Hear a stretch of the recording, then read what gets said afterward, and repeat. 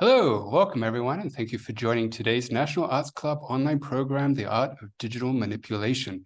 My name is Nathan Byrne. For those of you who are not familiar with the National Arts Club, we're a 501(c) nonprofit based in New York with a mission to stimulate, foster, and promote public interest in the arts. Annually, the club offers more than 150 free programs to the public, including exhibitions, theatrical and musical performances, lectures and readings, For more information about the National Arts Club, you can visit us at nationalartsclub.org or find us on Facebook, Instagram, and YouTube.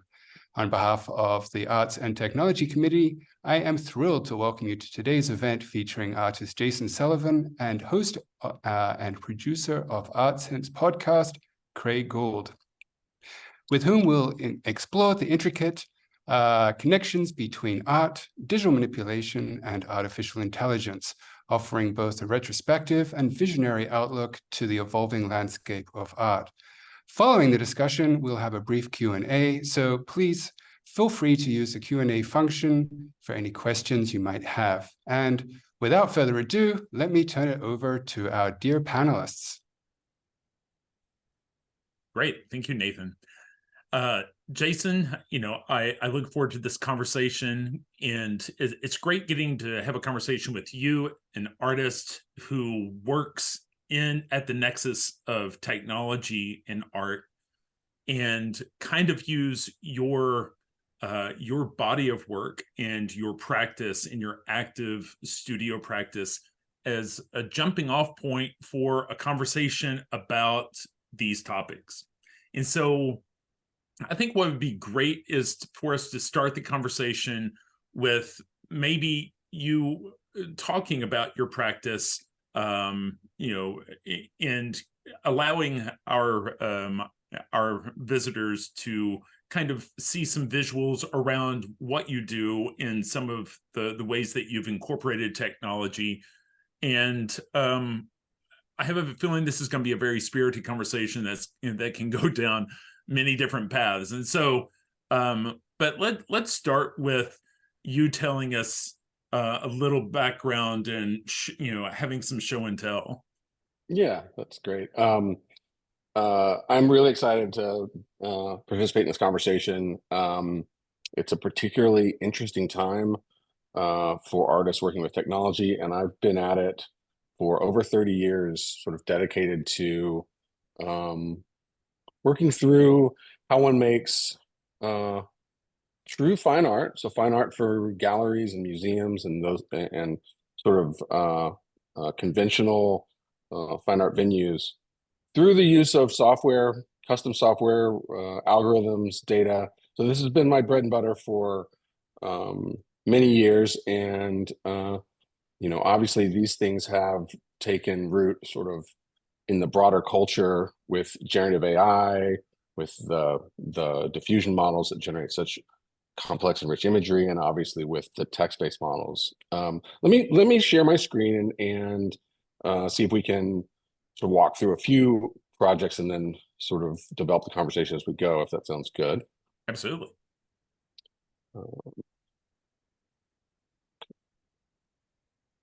I'm gonna actually start. I do want to start and just show something a little bit different, just to frame the conversation. This is a painting that's it's probably 5 feet high, and it hung above my bed when I was like 6, 7, 8. My dad made this painting, and my dad made lots and lots of interesting paintings that sort of melded illustration, some Renaissance techniques, as well as a sort of 70s infused sort of psychedelia and these sorts of things. And so I show this painting just to sort of set the stage for my own background, being one of being around art, being around kind of adventurous art, and also sort of that exposure. We were living in Fort Worth, Texas at the time, and these kinds of paintings weren't flying off the shelves in Fort Worth, Texas in, say, 1977. And growing up in that environment also kind of demystified art. So I had a particular kind of relationship. I drew and painted a ton as a kid. And so the familiarity with the sorts of ebbs and flows of making unusual painting practice, and maybe the sort of financial challenges in that practice, I think set the stage for me to sort of explore other kinds of tools fairly comfortably. Jason, can I yeah, just please. interject that, Yes. that there's something uncannily AI about your father's painting?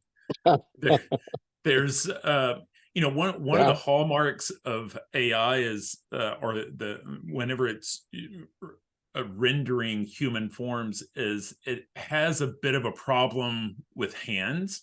And when I'm looking at the hand there, I'm not sure exactly how many fingers I'm counting, but it doesn't seem quite right. But I'm sure, but the thing is, it's intentional. And so I think it's just he's very good with hands, actually. Hands are a traditional so I think it's just problem. funny, the image is it's very much in the 2023 zeitgeist, right? And I would add that his representational style is also kind of and sort of psychedelic style is in the wheelhouse of what current models sort of like to do. They're I think the optimizations that they're sort of geared toward have them sort of favor the novelty of kind of candy-like psychedelics. And that is what's happening in this painting from the sort of, I'm guessing it's painting 76, 77, something like that. So yes, and I've actually never heard that observation. I think my dad's whole sort of 70s oeuvre would maybe fit in well with the current AI zeitgeist. So I'll just show a couple like very early things just to kind of frame the conversation. I'd like to jump to more recent things. So this is a it's a simple thing. I made it as an undergrad, so I made it in the early 90s, and it's a 384-page book. I think I made it in 92, of all automatically generated sort of carpet forms, and I called it Carpet Maker.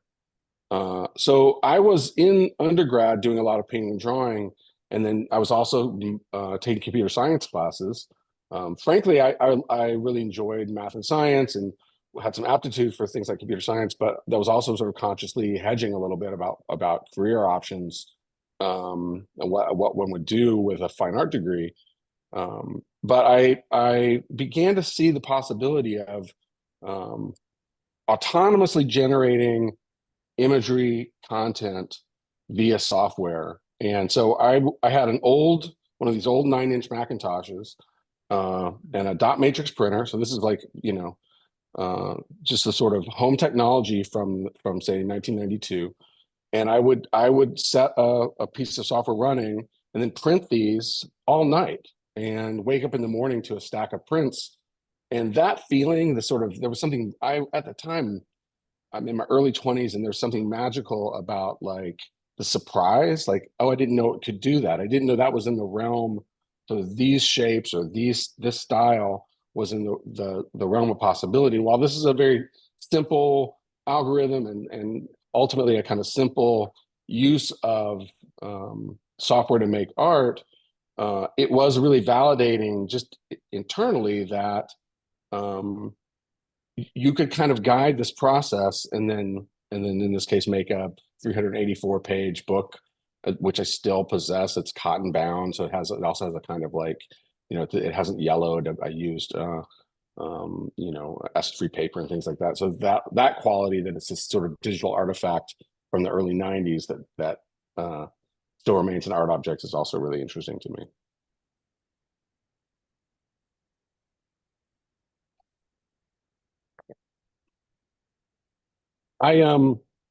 That experience of sort of working as an undergrad and kind of discovering that it was possible to write software to make art really set me on a different course, and I felt fully committed to it pretty much before there were avenues to sort of continue study. There was a program in Chicago. I'm in Chicago now, a graduate program at the School of the Art Institute of Chicago, and I ended up going there for grad school in the art and technology program, where I was sort of working on 3D graphics and other things, but I kept returning to the sort of autonomous generation of art objects, or at least the guided autonomous generation. Like I felt like I'm guiding these things. This is now called generative art, by the way. This is sort of has a name. At the time, the term generativity has been around in the sort of media art circles for a long time, but that there is a label, I'm a generative artist, was not something. It's not something I would call myself now, by the way, and it wasn't something that existed as a term. In some sense, I was kind of I was sort of bouncing around between kind of two forms: a generative form, like this carpet maker, and something like a data manipulation, data visualization form, which like, I'll fast forward just a bit. Say something like this is sort of archetypal. So these are photographs. They're collected by museums and owned by collectors, and they're sort of 3 feet across. They're these area abstractions, and they're also just a kind of literal sort of mathematical overlaying of homes for sale in various regions based on realtor photographs. So the whole suite is called Homes for Sale, and this is sort of homes for sale in Seattle, Tacoma, or homes for sale in the 5 boroughs, or homes for sale in LA, Orange County, or Dallas, Fort Worth, and Miami. One of the things that I sort of discovered, and I have a lot of affinity with the history of conceptual art, and I really enjoy building a kind of rigorous structure for a project, and then kind of following it naturally and not sort of over editing it. So the fact that the LA, Dallas, Fort Worth, and Miami all have sort of the vestiges of blue skies, that was not intended. That was not something I crafted. That was in the data, right? That was in the realtor photographs of Los Angeles. You would have this down here is a bit of road, because it also includes Orange County. So you've got lots of ranch houses. So the camera has to be pulled back far enough to get the full ranch house, and you get a little bit of road. And so the data itself, and in this case, data just means 120 photographs from realtors, or 109 photographs in Seattle, Tacoma.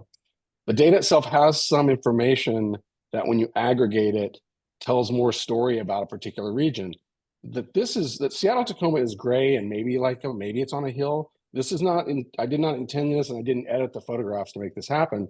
This was sort of in the data. So some of these cliches about the sort of geography and weather of these regions comes through in these photographs. At the same time, they operate maybe in some relationship to Impressionism.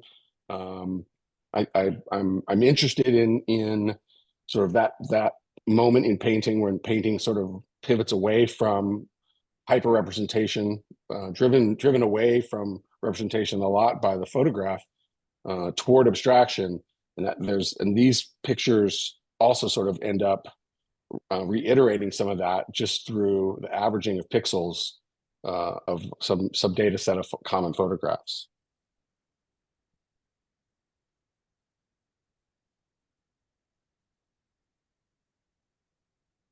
There's a similar project. Shall I keep going?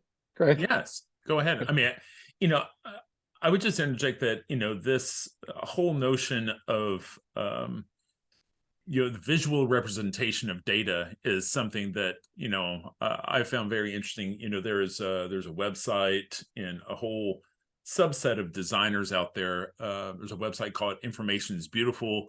Yep. There are, noted PhDs like Edward Tufte that are looking at the visual representation of data, and how do you, intersect art with data to bring better understanding to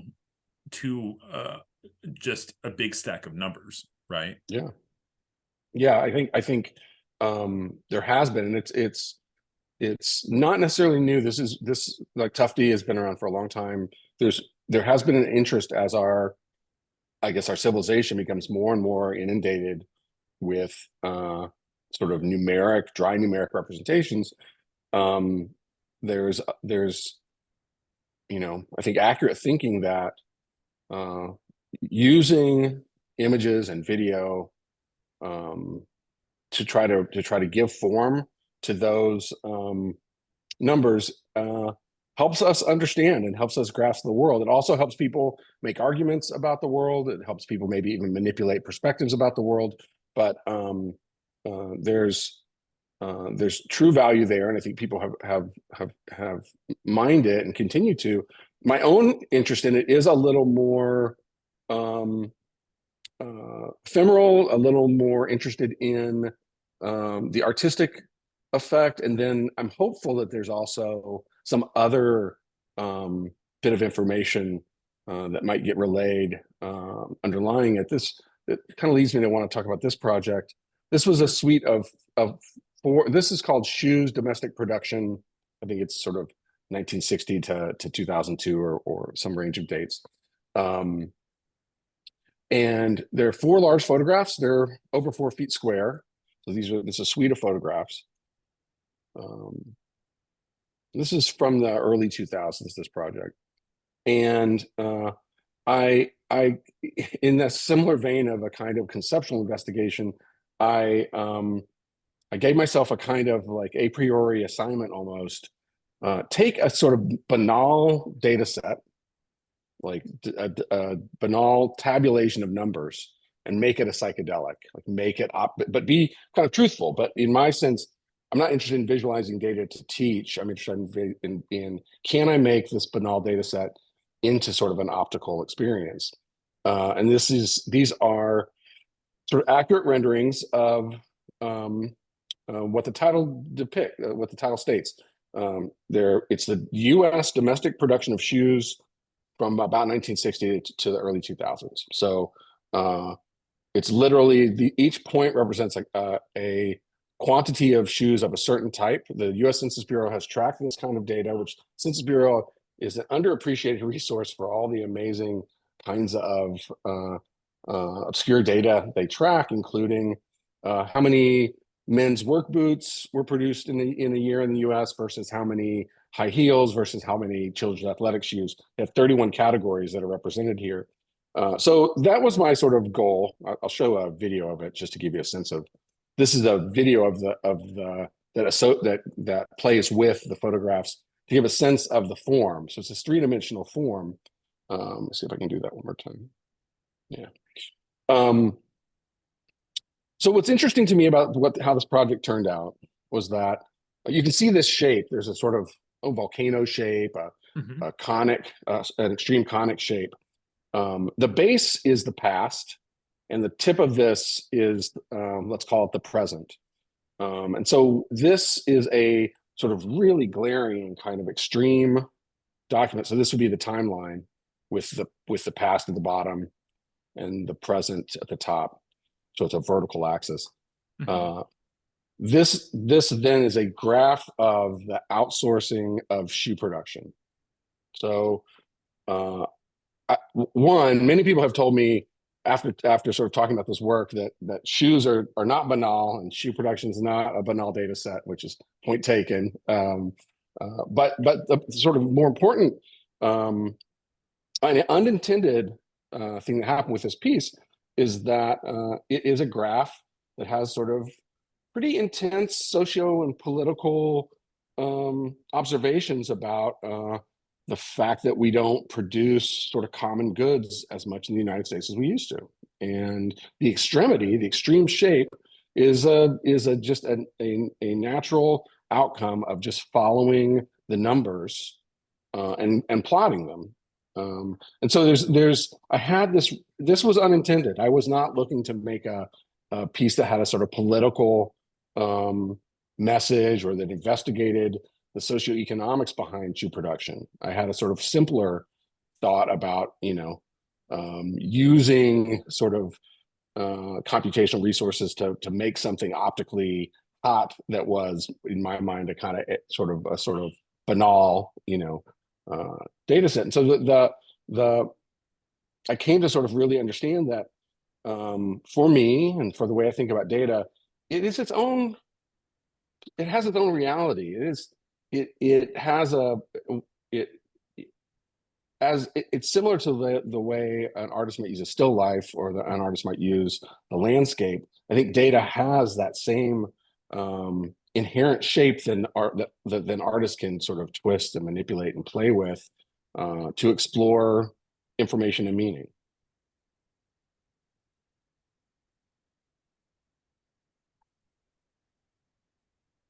So I think my project takes a few different, and this is to this day, takes a few different paths. There's the sort of the use of pre-existing data, filmic data. I want to show one more project in the sort of space of filmic data. This was a print, just a singular photograph, quite large, over 7 feet. And this is, it's called the top grossing film of all time, 1 by 1. And I was lucky enough to have this work included in the Whitney Museum's Bitstream exhibition in the early 2000s, and it really helped to get my work seen. And the Whitney actually acquired this, and but the piece itself is composed of over 300,000 little tiny squares. That's all it is. You can see those sort of zoomed in here.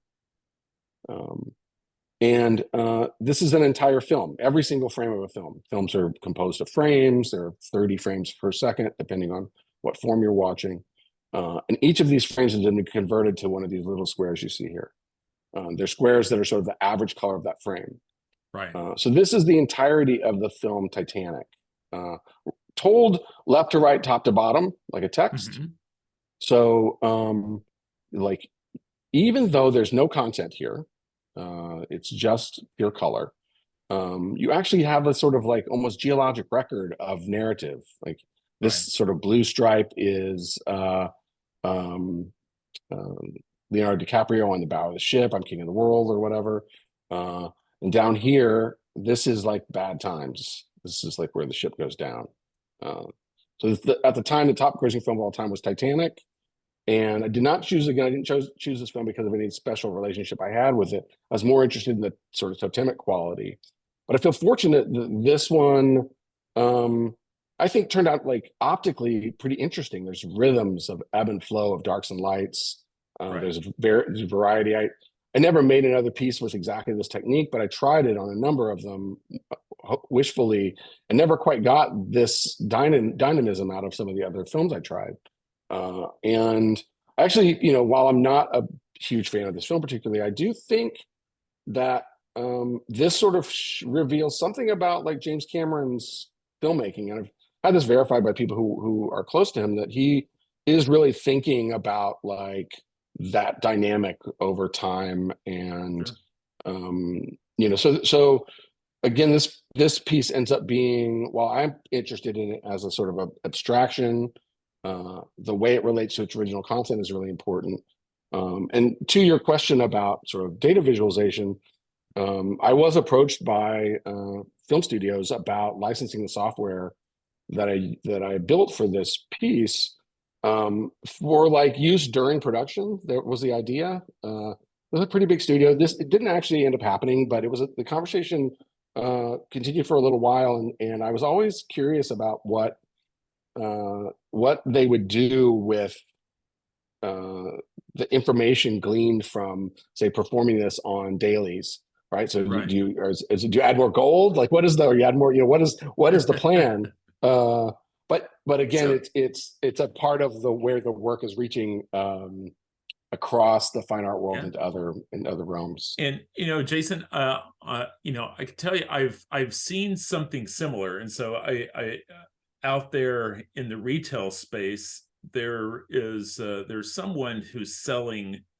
Oh, I know about these things. Yeah, they're posters, and it's a timeline left to right, and they've taken each of those frames or each of those minutes, averaged them, and made them vertical, and so you see. Well, people have over the years shown me all the different things, but I will say, I don't know, if you look back, this project is from 2001.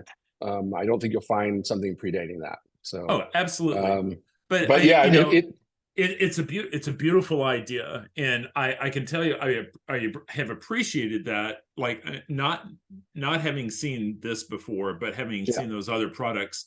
I appreciated the concept, because I could look at Star Wars or Raiders of the Lost Ark, and you can see the hero's journey in color and value. Yeah. Right. Yeah. I mean, I think what for me, like these averaging pieces and that piece were basically made around the same time. And it was because I was playing with filmic frames, the overlaying of filmic frames, the averaging of filmic frames. And so it was really natural for me to sort of vary the knobs. The first one of those was just literally taking frames from films. So you mentioned Star Wars. This is from 96, 97. This is every frame of Star Wars laid out by luminosity. So that experience of treating photographic material, film material, and sort of preconceiving of it as data. Like, these are things you can rearrange. I think it was also influenced by sampling and collage, like these other ideas from culture that one can take as raw material, but instead of like cutting, and assembling, which I'd done when I was younger, now you have computational resources to give you sort of the superpower of laying out thousands of things. This, and I think when we start talking about AI, this all kind of leads to that. This my own relationship with, say, huge folders of images goes back to basically to the 90s, and the thinking about huge folders of images as sets, a film set or a set of photographs that are from a region that realtors took, or a project I did with Playboy centerfolds that sort of became well known for. So each decade of Playboy centerfolds has been averaged here. It obliterates all the content, which I was really interested in. Like, it's obliterated, but you still see the figure, and then how the treatment of the figure changed decade to decade, right? The kind of photography, even though you can't see anything here, you ask, well, what is this, right? Well, this is the aggregate of a model whose head is probably turned away from the camera more often than not, so that the hair is sort of central. So sort of demurely looking away from the camera, where by the time you're at the 90s, bright light, fully facing the camera, sort of much more direct. And that's a change in pose, a change in lighting, a change in attitude and posture to the question of photographing these models, that's sort of revealed in these, maybe soft and atmospheric and impressionistic abstract photographs. So the I guess what I'm wanting to say about that is that this orientation that I developed toward thinking about data as raw material, and then specifically thinking about big folders of photographs, directories in Linux terms, but big folders you can think of on your desktop or whatever, folders with thousands of photographs. This is how AI now works, basically, on steroids. So instead of thousands, we're talking millions or perhaps billions. And I think I had some good fortune in that. My work was propagated on the internet some, and computer science researchers, particularly those working in computer vision in sort of early AI days, had seen this work and actually cited it and reached out to me. So very early on, I had sort of relationships with the computer science part of AI just via a sense of commonality between an artist's approach to a big folder of images and maybe an AI researcher's approach to, you know, a big folder of images. Sure. I do want to talk a little bit more about the averaging works. So this is a project. So I did about, I think I've done 8 of these averaging works, and I haven't done any since 2016. I think I'm through doing these, but they are one of the things I'm recognized for.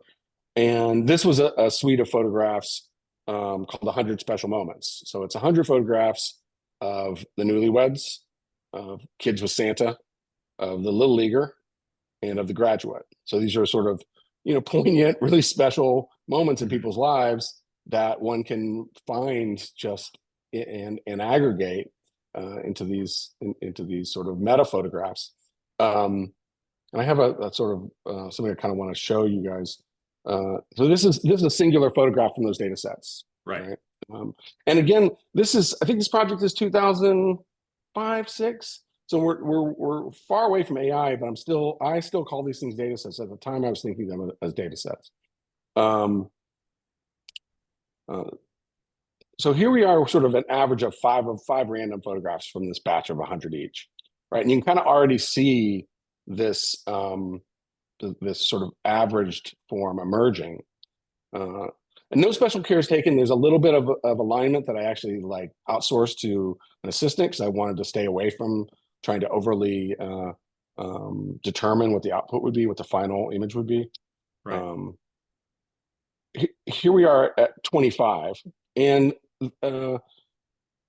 what I find really interesting about this is it kind of doesn't matter which 25 you choose. You're already basically at this form, right? So the convergence of these images into this sort of Uber form happens really quickly, more quickly than you would imagine. Now, if I choose another 25, there'd be variance. Maybe the background be slightly different here, maybe, but the basic structures are in place and they stay that way. And here we go to the full 100. And you only just get sort of a further refinement. And then the reason with these projects I've stuck around 100 is I like the number mimetically, but also that you reach diminishing returns. And so formally and artistically, it's not necessary. And then the other thing I added to this particular project was actually, and this goes into the nerd weeds a bit, but the mean and the median are 2 different kinds of ways of thinking about an average. This is the mean, this is the median, this is the mean, this is the median. And for this project only, I had actually combined these. But I do think the difference, so when people are quoting statistics, these differences really do matter. They really do. They aren't the same thing. And this speaks to that. The mean is a more idealized and airy thing. So the mean of something is not the thing, is not taken from the thing. It's a sort of invented synthesis of all of those values, an average, while the median is taken directly from it. And that crunchiness is because each of these is a real pixel found somewhere in the existing data, whereas these are invented pixels that are an average.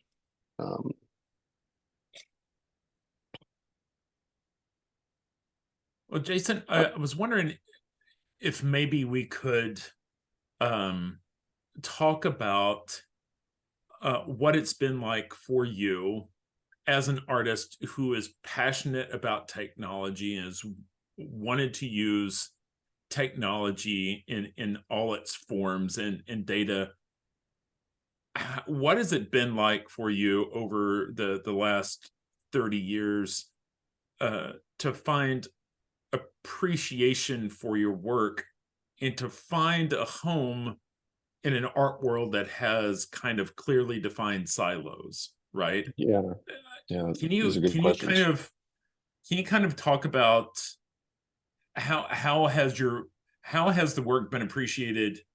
Is the work is the art world opening its arms a little bit more now, or is it still a world in flux? Yeah, that's a really, really good question. So I think my particular case is a little bit unusual. I think, and that's why I like to talk about my own upbringing, my relationship with fine art from a young age. Those photographs I've been showing, I think they resonated with the regular art audience, maybe more than I would have expected. I've been represented by galleries basically since my late 20s.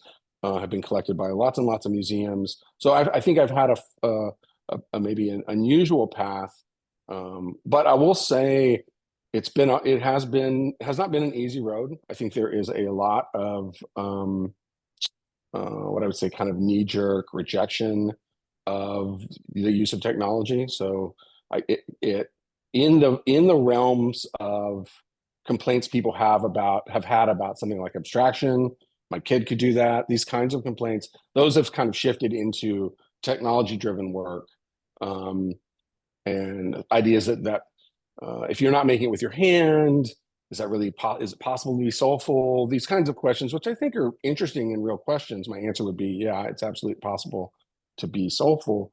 So I think but the other thing I would say is that there has been something like a stagnation in the fine art world, my experience, where things have sort of hung around the same kind of place for 30 years. So if you look at something like the Whitney Biennial, a big sort of survey exhibition of what's happening right now, there will be a few token sort of technology-driven artists and works, but by and large, the sort of traditional forms are dominant. Which I don't have a strong opinion about either way. I think I love painting. I love sculpture. I'm a tenured faculty member in an art department that is historically oriented toward sort of traditional forms and enjoy working with students. One of the things that I get the opportunity to do is work with students across sort of all fine art forms, which I really value. But at the same time, there's something really, really interesting happening in our civilization at the intersection of visual culture and computer automation. And I do feel really conversant in that. And my own natural interests feel very supported by the fact that our visual culture is really about to change a lot, like the mainstream sort of visual culture via these burgeoning AI tools. And I do feel privileged to sort of be have sort of been, right there from very early. So did you have a thought, or should I continue with some of the more recent things?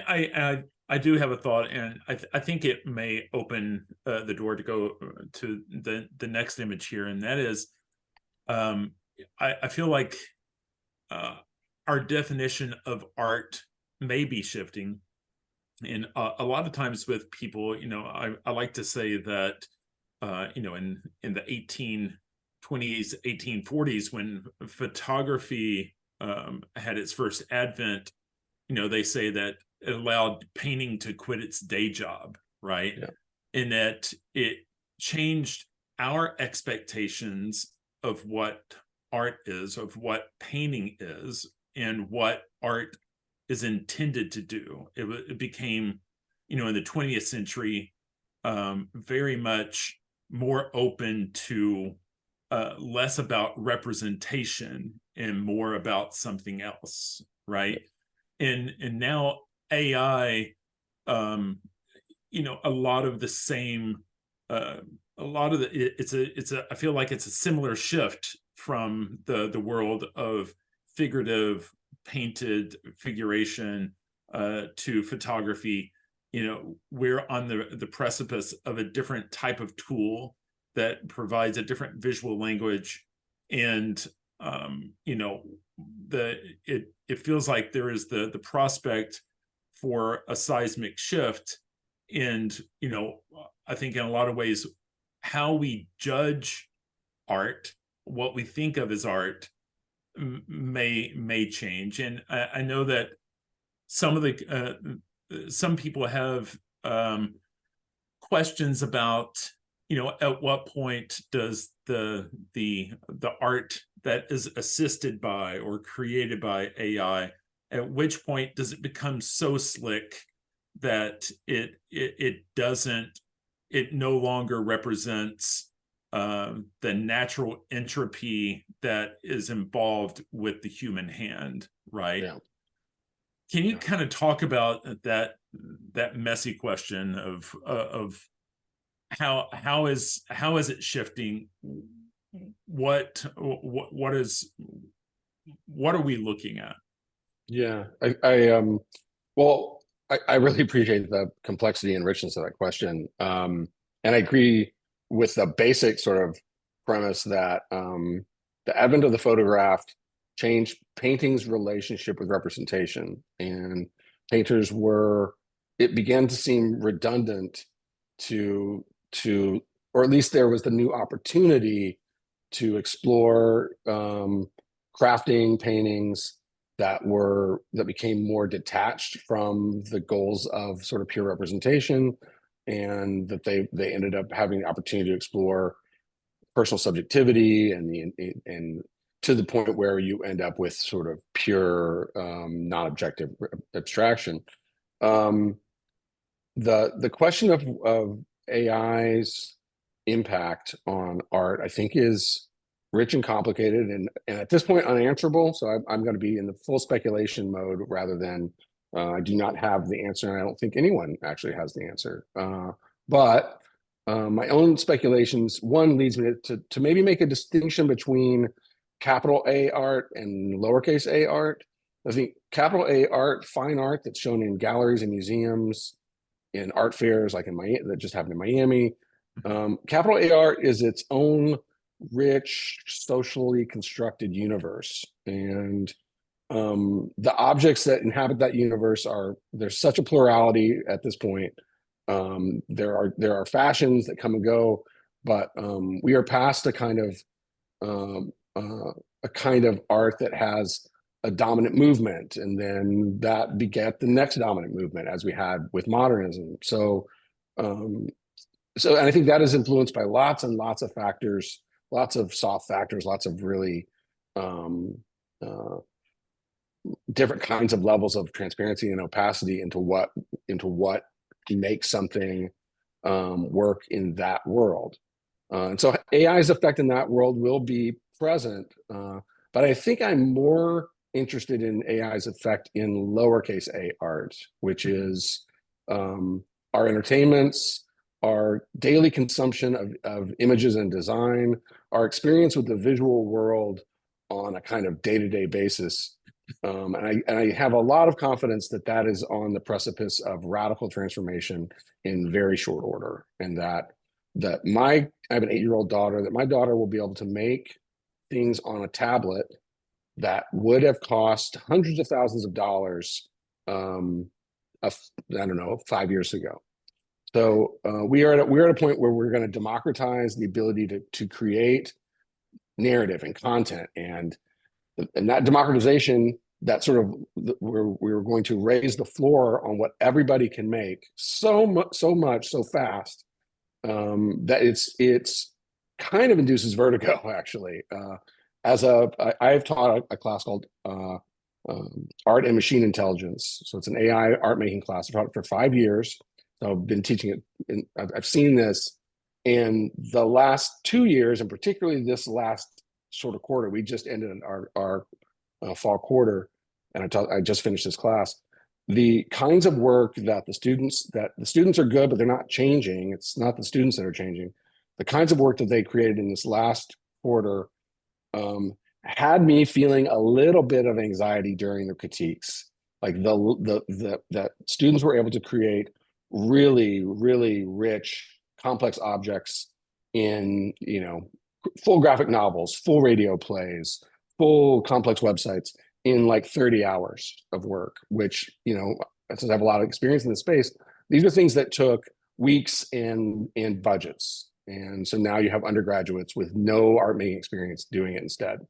Sure. Well, I think. Oh, please go ahead. No, I was just, those are undergraduate students with no experience. And, Yep. it just makes me think. I was reading just recently about a product at Adobe Firefly, where they're Yep. taking, text-based AI, be able to create outputs based on the 200 million images that they have in Adobe stock. And it becomes a tool for professional graphic designers to be able to say, instead of saying, I need, to find photography, I need to commission a photographer, it's, hey, I wish, this is what I want. And something pretty close can be generated on the fly, and then the capability to manipulate it in Photoshop or Illustrator and have an output in 3% the time that the same project would have taken, in the old days. Yeah, right? I mean, I'm actually quite familiar with that project, and have worked with have had collaborators who are sort of close to that project, and I know that I don't think it's speaking out of turn. They're more than that. They're interested in allowing, say, a brand to be able to have brand specific content sort of get learned by the model in a quick way, so that you're not just speaking to sort of a Oh, wow. generalized model. You're now able to make your Within your particular, guidelines. yeah, within, and literally have your brand be kind of. And then what's important is that this isn't cut and paste. This is fully synthesized, right? These images are that these models are making have the full synthesis of lighting and content, and they're not yet really controllable. So these are the kinds of things that are coming, but there's already lots and lots of developments along these lines. And it is. I am very, very comfortable speculating that these kinds of tools, the combination of large language models like ChatGPT and these image generation models like DALL-E, or you're talking about Firefly, which are in a class of models called diffusion models. These two things, with whatever else is coming, represent the ability to make sort of photorealistic or fantastic content with a floor that's really high, such that literally my 8-year-old will be able to make some rich magic horse movie that's 5 minutes, that is compelling graphically, and maybe she gets help from ChatGPT on the story too, that has a surprise ending, and multiply that times all of our households, and everyone's making these like extravaganzas of souped up content that took studios, that literally took studios, like 5 years ago. And then you wonder how that affects, like, what does Hollywood do with that? I have some questions and experience about that with that too. So all is to say, I think fine art is a little bit insular in that it has its own kinds of rules, and these things will surely sort of change fine art, and fine art will have to sort of adjust. But our sort of daily visual culture has no hangups about embracing these things, and I think that we're already well into the arms race for winners and losers, both from like companies that will sort of make these things, and then what kinds of experiences. I mean, I get really excited when I think about a kind of young genius who's sort of, in say mid-20s, has been steeped in this culture, grew up with the internet, inventing new forms. Like this is, I think, Right. we won't just be looking at sort of souped up versions of our familiar forms and genres. We will ultimately have new forms.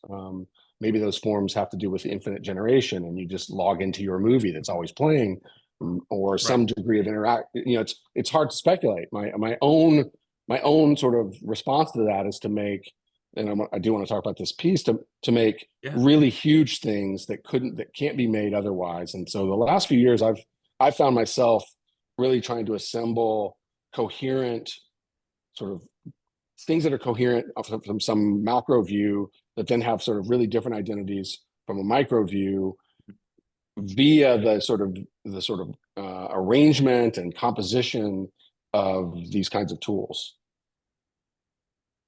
So do you want to talk about this piece, Totem? Yeah. So I think we're probably at Q&A. So let me.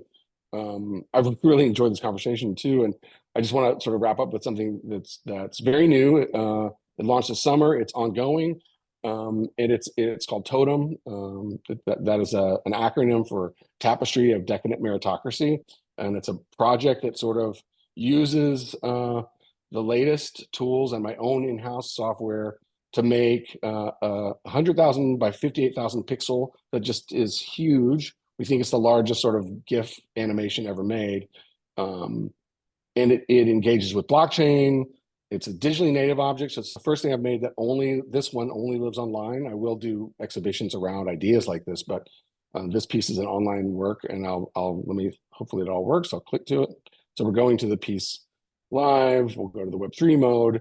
And it's an animation composed of thousands and thousands of small tiles that are themselves little stories derived from the Wikipedia and from the most popular pages on the Wikipedia. So it's got many, many layers, and it'd be difficult to explain it in a simple way. But you are looking at like 100-frame animation. I'm going to step through it. That sort of move in a macro. We're sort of pulled out, sort of looking at sort of an aggregate sort of painting that becomes photographs that sort of goes through all these spaces. And then at any sort of local, you'll have these sorts of stories, I say stories, but images and sort of little mini narratives derived from prompts. And we're about to launch, I'm showing you a preview of something. We've updated it. So this is a new one that even uses sort of newer techniques, but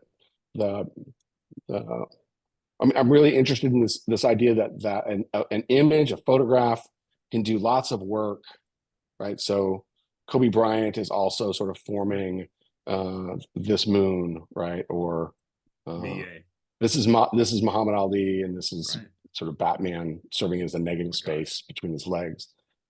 This is and in this sense, I am composing, but I am also back to that first thing I showed. I'm always surprised. And so I'm acting as a composer. I'm trying to twist it. I'm trying to understand the capacities. I'm trying to push. But at the same time, I wake up and see thousands of images, and I'm surprised.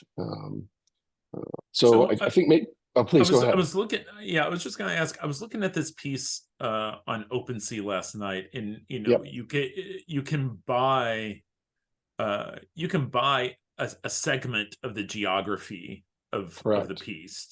And when where you have drilled down, and when you're down there are these kind of text fields that pop up when you roll over. Are those also generated just like the visuals? Yeah, so it's a pretty Baroque process, but in this case, this prompt. The legendary musician Barry Gibb is seen performing in parallel universe, blah, blah, blah. That prompt, I had a whole other system that was trying to make interesting, rich, complex prompts based on Barry Gibb. Barry Gibb is in the Wikipedia. He's in the top 5,000 viewed Wikipedia articles. So we endeavored, this is another project I did a long time ago, where I endeavored to rank the entire Wikipedia and made wallpaper with these rankings. This returns to that. So every little subtile here is a Wikipedia entry in the top 5,000 most viewed Wikipedia pages. So that begins, so it's sort of narrativizing like the Western culture's preferences and obsessions via Wikipedia page views. And then these other layers are things that I'm sort of imposing on top. Like I chose this photograph of Elvis. Or is that which Andy is actually Kaufman? It's Andy Kaufman as Elvis, right? Exactly. And so yeah, those things like this is Andy Kaufman as Elvis is the label for this. So this I did kind of enjoy. I have enjoyed the opportunity to explore maybe a slightly more gamified universe, a rich, complex universe that would take some learning. The piece explores the distribution of wealth. So these big tiles are acquirable at a really different cost than these really tiny tiles. And so you'll see like all the red ones are about half of the project is has been sold, and it's by and large the smaller ones by just people who've discovered the work. And so this is a really different audience, even. Although for me, it's just another kind of Salavon project. So probably, I'm really happy I got to show this as sort of the culmination of sort of work to this point. And I'm deeply invested and have a team here deeply invested in exploring the frontiers of what AI can do to make art and culture kind of unbound from immediate commercial concerns. So I really am. I am a sort of an artist in the sense that I'm really interested in just kinds of crazy shit, excuse me, might we do with these things, So I imagine we're at time. I'm happy to take a couple questions if there are any, or continue the conversation any way you'd like. I can, there is, I'm going to hop over here to the Q&A and spare Nathan having to jump in and read this. We have a question from Timothy Druckery. Your work in so much of AI depends on pre-existing images. Where do you stand on your relationship to intellectual property, an issue decisively in the news and in court? Yeah, it's a really good question. So I've made, from the 90s, I have sampled, and there is a history of sampling. And so I think culturally we should kind of acknowledge that artists and musicians have been comfortable with this notion of borrowing imagery from culture as a kind of lever to engage an audience, to make a comment. Many reasons one might want to sort of sample. My own interest is in discovery of pattern and discovery of underlying possibilities, underlying information, as well as like the sort of the transformative power, right? That there is a kind of friction of seeing an average of homes for sale, at first just thinking it's a blob, and then being told it's homes for sale, and then seeing, right, that moment of seeing something is really interesting. I have a lot of empathy for, especially more recently, there are people who are not big corporations, who are not who have not made a lot of money on their creations, whose work is like being ingested by these models, and are rightfully concerned about, that their illustration style is inside of DALL-E 3. And in a sense, it is, and I have empathy for that. The other side of it is that this is how people learn too. People learn to copy. People learn by copying and borrowing. If you go to museums in the middle of the day, you'll see classes copying the Picasso or copying the Raphael. So I don't think it's as simple as when models ingest an artist's material, that's a bad outcome. I think but at the same time, I have a lot of empathy for this problem, and I just think that it's kind of endemic in a world where we've all shared our material with one another via the internet, and now we have like scrapers that scrape all of it, and now we're training autonomous AI models on all that scraping. These just are we have built a really rich network system that allows our output to be ingested into some sort of global representation, and that can hurt, I think, and I do understand the pain of it. I was just going to say, maybe to be more direct, philosophically, I don't have a big problem with fair use, which is transforming photographs or someone else's sort of copywritten material and transforming it enough that you've sort of made it into something else. And I do think that making it into something else is a really important key. And I feel like it's a bar I'm really keen to feel like that that my work is truly engaged in transforming pre-existing content into something truly different that is a representation of me. And then I find my own styles now being either borrowed or copied, or models have them as well. So I'm also sort of engaged in this from kind of both sides. Sure. In July of this year, I had attorney Dale Sandali on my podcast, who has argued intellectual property cases all the way to the Supreme Court, and we had conversations around fair use, the Warhol Prince case from the summer, and all of the complications and murkiness around it, and exactly what the law, what latitude the law provides. Yeah. And at the end of the conversation, we did dip our toe into AI and what is at play there. And one of the tricky things that the legal world is trying to figure out as it comes to AI is the whole role of intention, and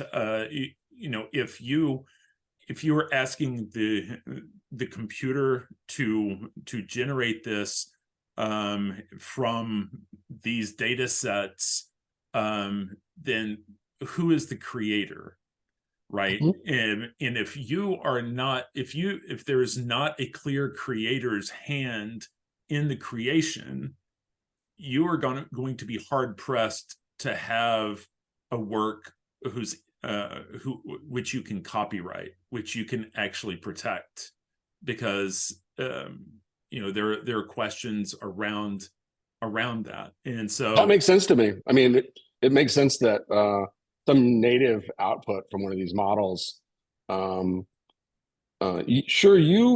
crafted a prompt to stimulate the model to return this image, but in some sense the image was like implicitly in the model. This is going to get more philosophical, but it is what I believe. The image was in the model already. The model is sort of, these frozen models, they're not being trained anymore. They're sort of locked in.